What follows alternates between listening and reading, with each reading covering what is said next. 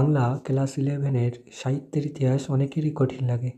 এখানে সাহিত্যের ইতিহাসে প্রশ্ন অনেক থাকে।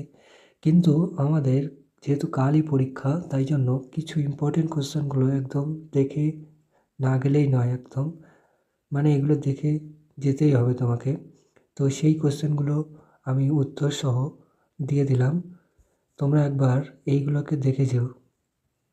দেখো, প্রথম কোয়েশ্চেনটা হচ্ছে বাংলা সাহিত্যে ভোরের পাখি বিহারীলাল চক্রবর্তীর অবদান। প্রথমে একটু ভূমিকা, তারপরে তার অবদান, তারপরে তার উপসংহার। তারপর দেখো, দ্বিতীয় কোয়েশ্চেন হচ্ছে বাংলা নাট্য সাহিত্যে দীনবন্ধু মিত্রের অবদান আলোচনা করো। অথবা নীলদর্পণ নাটকটি কে রচনা করেন এবং বাংলা সাহিত্যে তার অবদান আলোচনা করো। এখানে একটু ভূমিকা, তারপর নাটকের রচয়িতা কে লিখেছেন, তারপর অবদান, তারপর উপসংহার। তারপরে কোয়েশ্চেন দেখো, বাংলা সাহিত্যের ইতিহাসে ঈশ্বরচন্দ্র বিদ্যাসাগরের অবদান আলোচনা করো।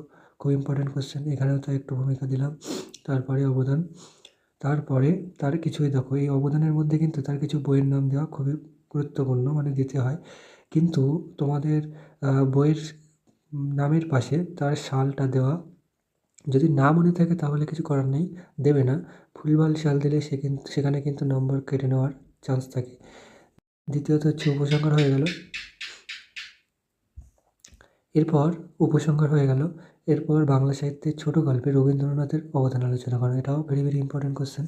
এখানে অবদান, তার কিছু বইয়ের নাম, এখানে সাল কিন্তু দেওয়া হয়নি যাতে তোমাদের সহজ হয়। এরপরে আরও একটা অধ্যায় থেকে সাহিত্যের ইতিহাসের প্রবাদ আর প্রবচন কাকে বলে, এর বৈশিষ্ট্য, ঠিক আছে, একটু দেখে নেবে। কাকে বলে এরকমভাবে যদি লেখো তাহলে খুবই ভালো হয় পয়েন্ট দিয়ে। ধাঁধা কাকে বলে, তারপর ধাঁধার আমরা ভূমিকা দিলাম ছোট করে, তারপর ভূমিকার পরে আমরা ধাঁধা কাকে বলে বললাম, ধাঁধার কিছু বৈশিষ্ট্য, উপসংহার। ব্যাস এই কটা জিনিস তোমরা কিন্তু একবার হলেও দেখে যাবে।